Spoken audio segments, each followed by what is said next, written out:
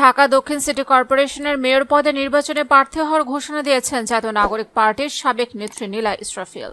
মঙ্গলবার রাত 9টার দিকে ফেসবুকে নিজের অ্যাকাউন্টে ছবি সংবলিত পোস্টার শেয়ার করে এ ঘোষণা দেন তিনি।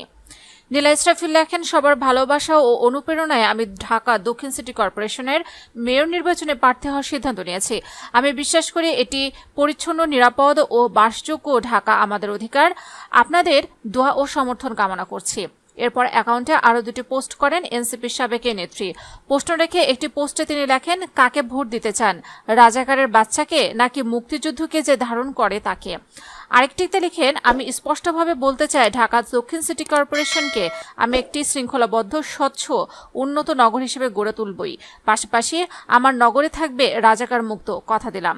সাবেক অন্তর্বর্তী সরকারের প্রয়াত উপদেষ্টা হাসান আরিফের ছেলে মুয়াজ আরিফের সাবেক স্ত্রী নীলা ইসরাফিল। জুলাই গণঅভ্যুত্থানে রাজপথে সক্রিয় থাকতে দেখা গেছে তাকে।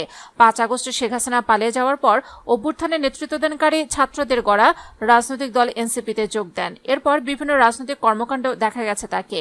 মাঝে সাবেক শ্বশুর প্রয়াত উপদেষ্টা হাসান আরিফ ও নিজ দল এনসিপির নেতা সারোয়ার তুষারের বিরুদ্ধে ফেসবুক স্ট্যাটাস দিয়ে তুমুল আলোচনায় আসেন নীলা। গত বছরের 28 এপ্রিল এনসিপি থেকে পদত্যাগ করেন তিনি।